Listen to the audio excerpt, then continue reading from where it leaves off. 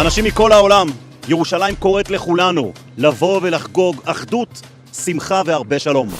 Are you ready? Let's go!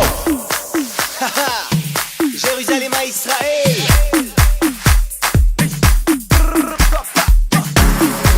Jérusalem, la capitale de l'humanité. Ta magnificence, symbole de l'unité.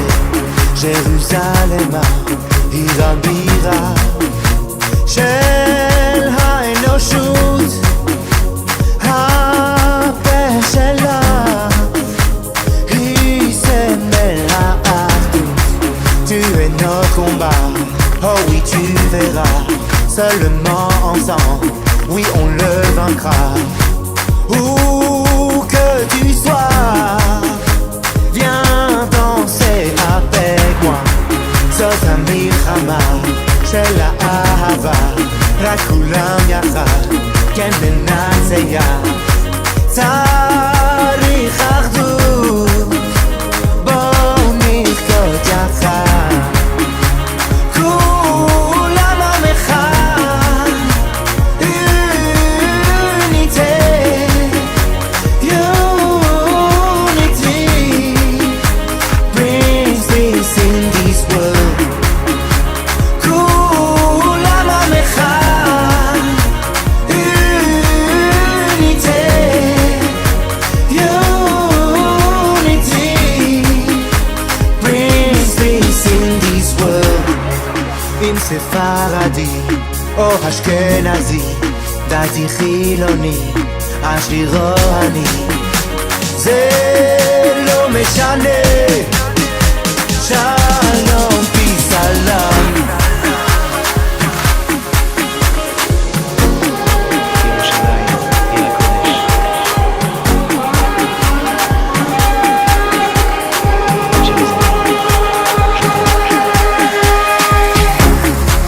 Jérusalem, la capitale de l'humanité. Ta magnificence, symbole de l'unité. Jérusalem, עיר הבירה של האנושות. הפאר שלה היא סמל האחדות. Tu es notre combat, oh oui tu verras. Seulement ensemble, oui on le vaincra. Où que tu sois, viens, viens danser avec moi. Viens danser avec moi. זאת המלחמה של האהבה, כולם ביחד.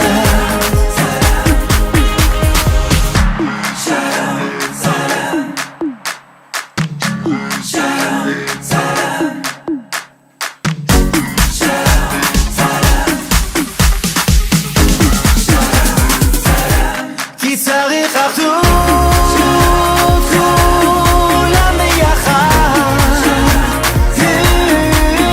Unity,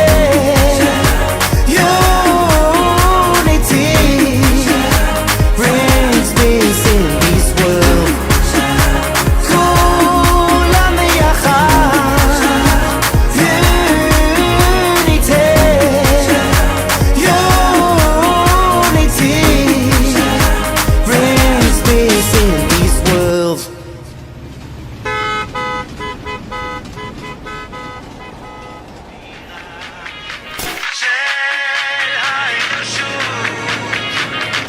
Jerusalem, עיר הבירה, ירושלים. Shalom, folks. Shalom. Shabbat shalom. Shabbat tov. May God bless you. God be with you. I hope you all having a fun time. And yeah, it was a busy day today. Finally, I could able to find some time for you guys to talk to you, with you guys to talk. And I hope we can have some good information today. So it's kind of a late Sunday tonight, and that's okay, no problem. At least I'm here to share something that's very important. And let's dive into something that what we used to talk about. This all about Messiah, the Jesus, and we have seen so many things. Before we compare the Gospels, we compare Matthew and Luke, we compare the genealogies, we compare the place where Jesus was born, and we compare the travel that Jesus had during his birth time. Running away to Egypt, coming back, and so many other things about the parents and the angels, and so many things we talked about the birth of Jesus, which was totally contradicting each other. Probably the Christian people might say that, oh, that's all different view of different people. That's all we can consider. It's not about the consistent of each and every narrative, birth narrative given by a different people or different disciple. It's about individual of statement that we take it. But then, still the question stands the same thing. However, maybe 15 million people narrates or 20 million people narrates. The story should be only one story. There shouldn't be any changes in that. That's what that I am coming into, because why there is no solid, consistent one story is not being told in all this gospel. Especially the gospels are not talking. When the days goes by, the beginning person Mark, he never talked about the birth of Jesus. Probably he knew some contradiction there. At the same time, like when the gospels, the last gospel, like John, he didn't talk about the birth of Jesus or death of Jesus. He didn't talk about that because he knew that there are a lot of contradictions already talking about Jesus regarding this birth narrative would definitely, given John to some kind of a discomfort or uncomfortable situation for him to talk about the birth of Jesus. That's why he didn't add anything in his gospel. By the time John might have gotten a good knowledge, good sense of the situation, that's why he didn't even touch that area at all, folks. That's one thing you need to know. So today we're going to see the Synoptic Gospels and Gospel of John. How are they compared each other?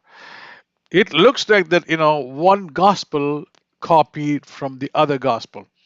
As I always tell that, number one disclaimer, this is for the Christian people. Sensitive subject, sensitive matter. It's always about the religion and their God and everything. So it is. I'm not here to criticize an individual person or a collective or group of people, or that's not my aim or my intention. My intention is to tell out the truth, the exact truth that what I found, and receiving it or not receiving it, it's up to you. But my job is to tell it out. That's all I'm doing it. So it's up to you to decide and to take courage to listen this, and also to go and dig out and find what's out there. Research yourself. Come to a conclusion. What is truth? What is not the truth? All right. So, having said that, let's talk about this synoptic gospels and John. As I said, that you know, writing the gospel writing on those days during the first century, even if you see, if you talk about, we call the Old Testament, Torah or Tanakh or Septuagints. You might have thought about that. You might have heard about the Septuagint versions. They are the translation of, the Tanakh or the Torah, or maybe the whole Tanakh, probably, in from Hebrew to Greek. During on before the first century itself, these scroll writing or scribe writing had become an complete, like, it's like a family business, or it's like uh, you know like it runs like each and every people, everyone was trying to translate, each and every household people was trying to translate and sell the book, because those translations were in high demand, and there was not enough translations available from Hebrew to Greek, and they started translating a lot, and that's where a lot of mistakes came in the Septuagint versions of the Bible. So you should know about this one. So same way, scribing is not easy. Those days, they never had any printers or anything. There was no CD drives, or there is no any RAM drives to store anything. There's no storage capacity at all. You got to write only through your hand. So it was not an easy task. You have to hire somebody. Those people should be, highly skilled in scribing. They should know the knowledge. They should know the language and everything. So it wasn't easy for anyone to definitely to write the scribes. So once if they write any scribe, like anything, like probably Mark wrote that gospel first, that gospel would be circling around at least for at least for 10 to 20 years or something like that. So once they were circling around, by the time there would be a lot of debates about that, or comments about the Bible, about the writings.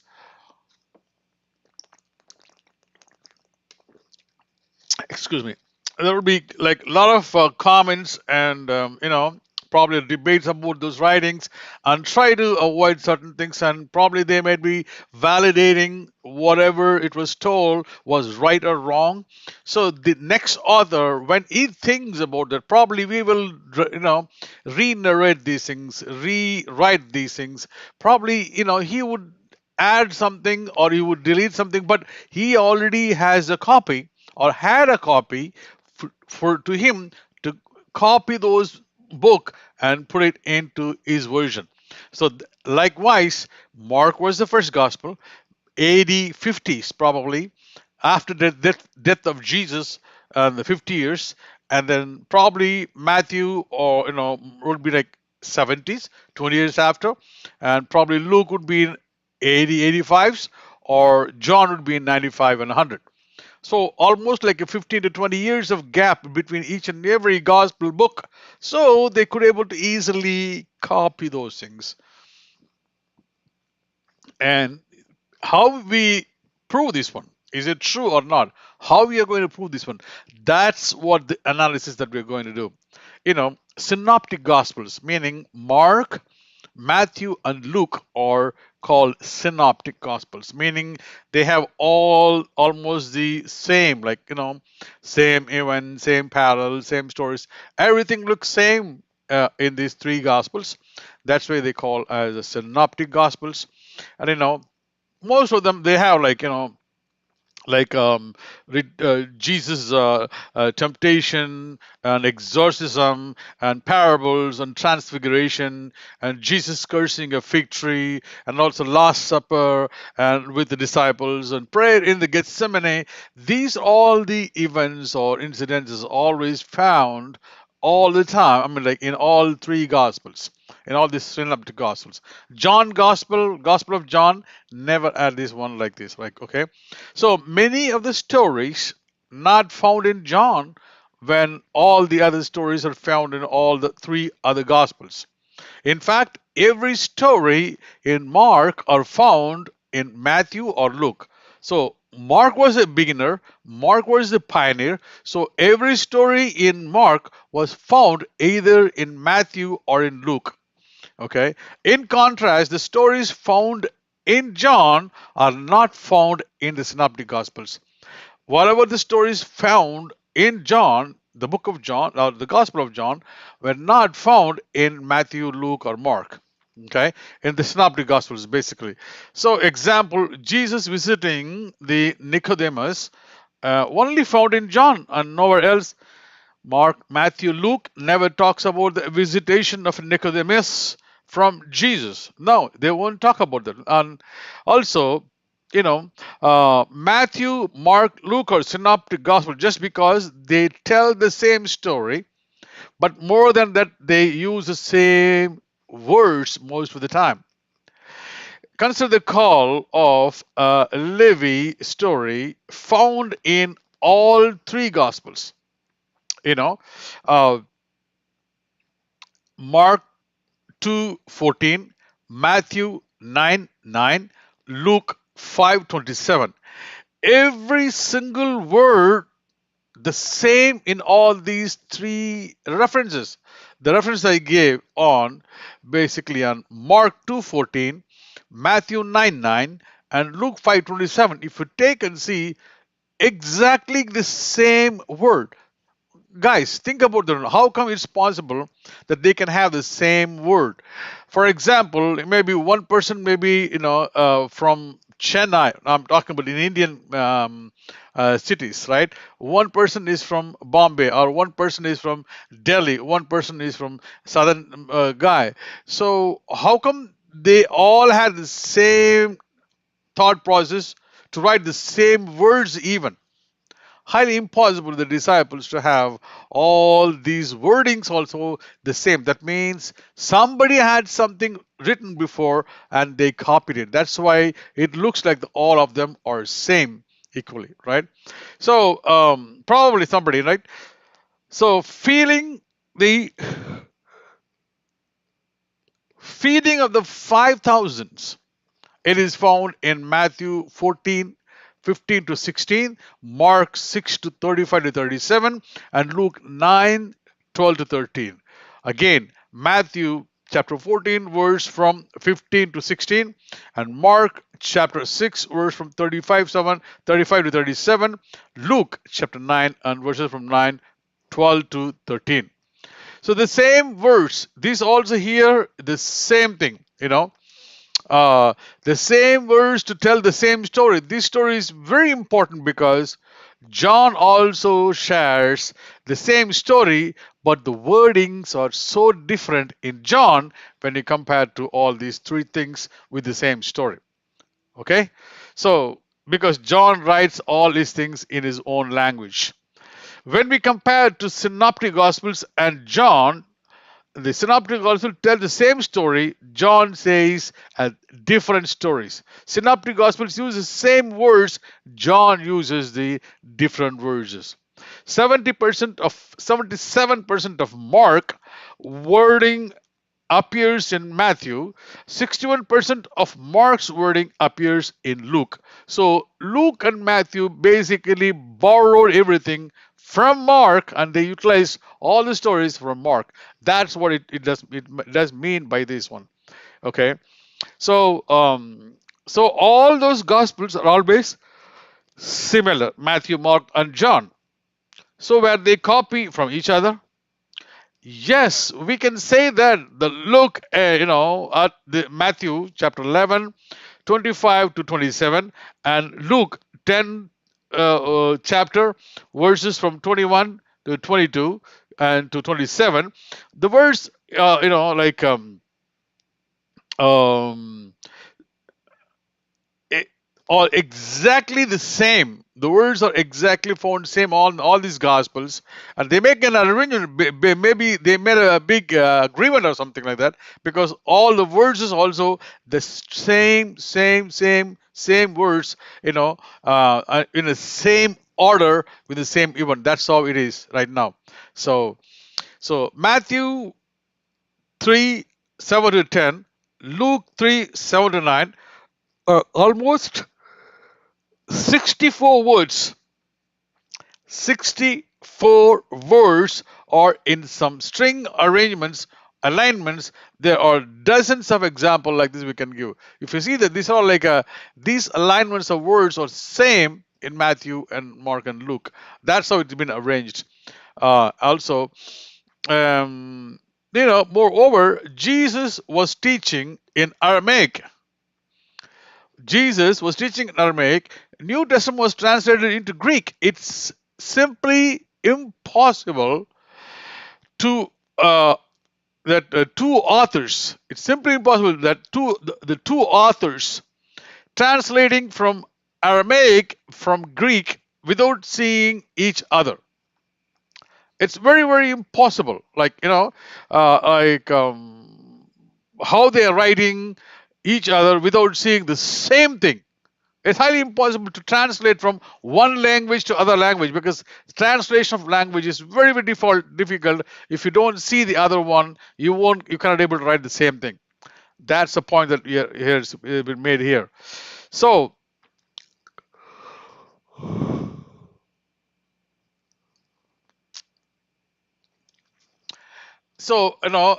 moreover, Jesus was teaching in Aramaic.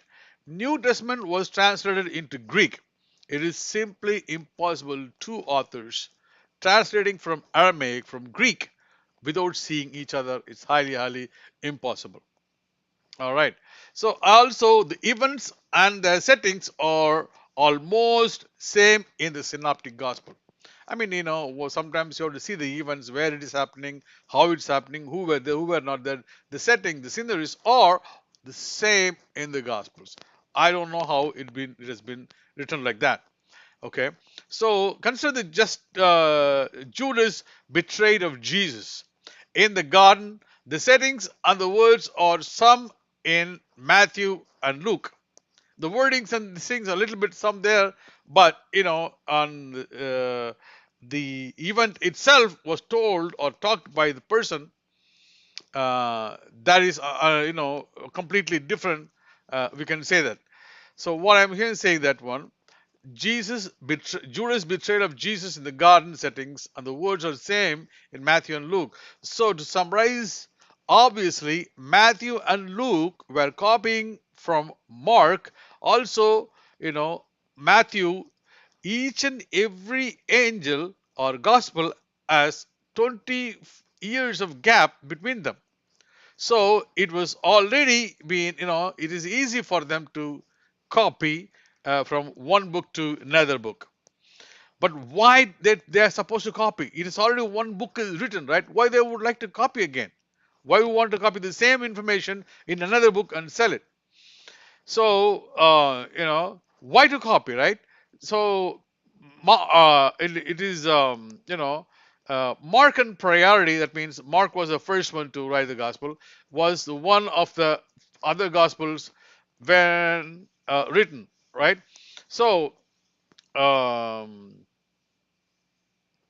transfiguration, the sower, and I mean, Jesus was talking about the parables with the sower parable and the transfiguration in the mountain, and something else is called, all of them are called triple action.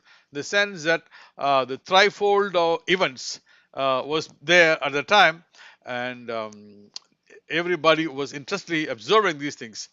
The editorial fatigueness happened while writing in this type of gospels. What I mean by editorial fatigueness is that the authors kind of charges,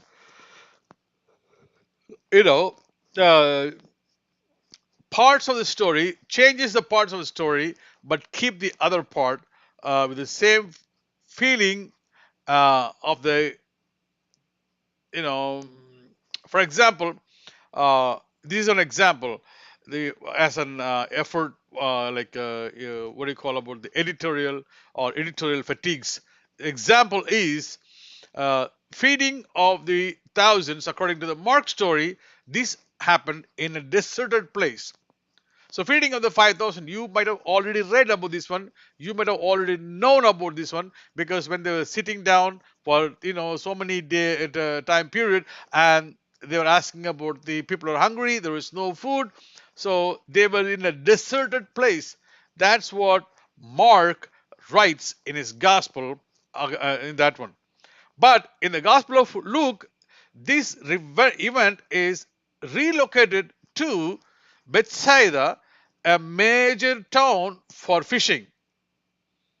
But in the same story, after, the author likes, what is it?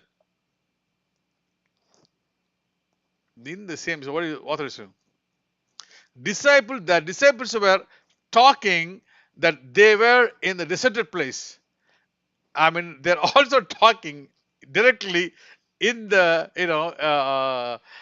their disciples were talking that they were in the deserted land.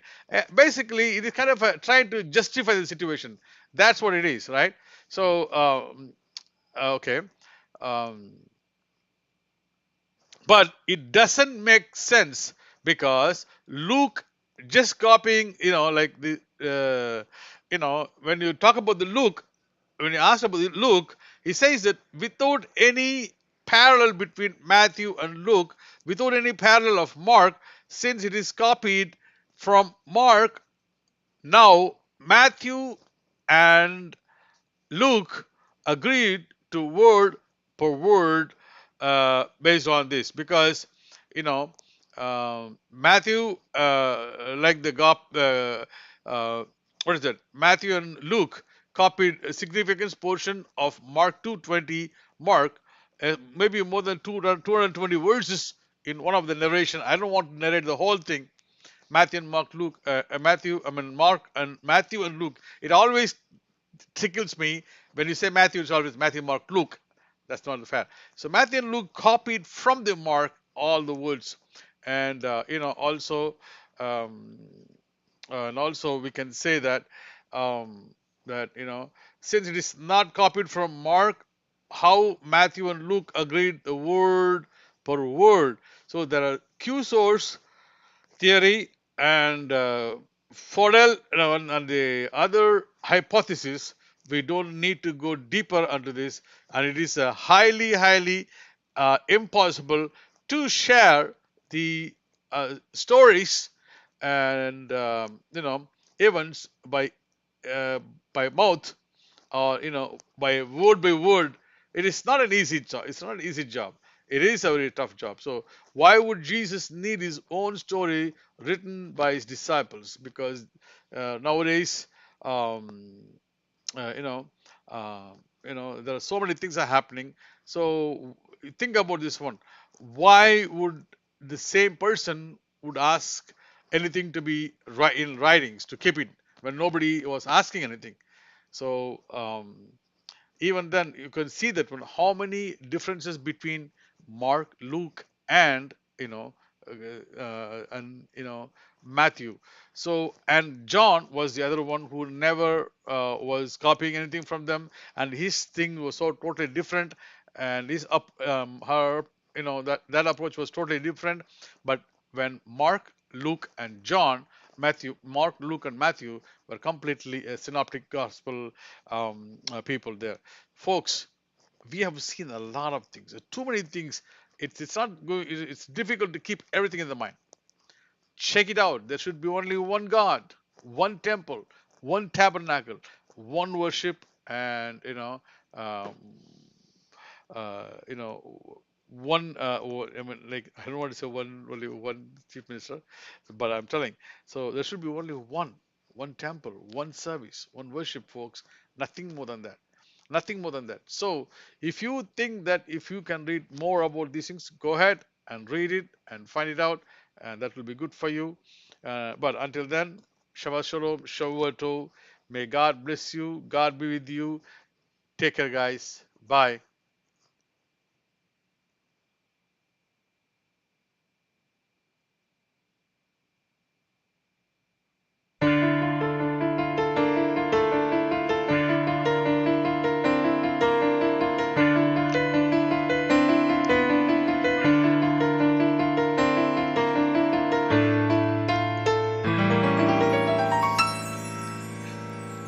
אדון עולם אשר מלך בטרם כל יציר נברא לעת נעשה בחפצו כל אזי מלך שמו נקרא ואחרי ככלות הכל לבדו ימלוך נורא והוא היה והוא הווה והוא הווה והוא יהיה בתפארה.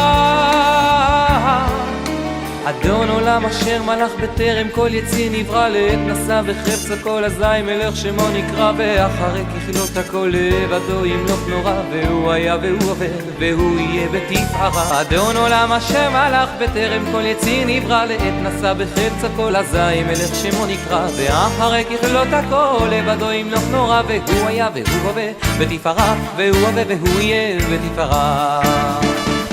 אדון עולם אשר מלך בטרם כל יציר נברא לעת עשה וחפצו כל אזי מלך שמו נקרא ואחרי ככלות הכל לבדו ימלוך נורא והוא היה והוא הווה והוא הווה והוא יהיה בתפארה. אדון עולם אשר מלך בטרם כל יציר נברא לעת עשה וחפצה כל אזי מלך שמו נקרא ואחרי ככלות הכל לבדו ימלוך נורא והוא היה והוא הווה והוא יהיה בתפארה. אדון עולם אשר מלך בטרם כל יציר נברא לעת עשה וחפצה כל אזי מלך שמו נקרא ואחרי ככלות הכל לבדו ימלוך נורא והוא היה והוא הווה בתפארה והוא הווה והוא יהיה בתפארה.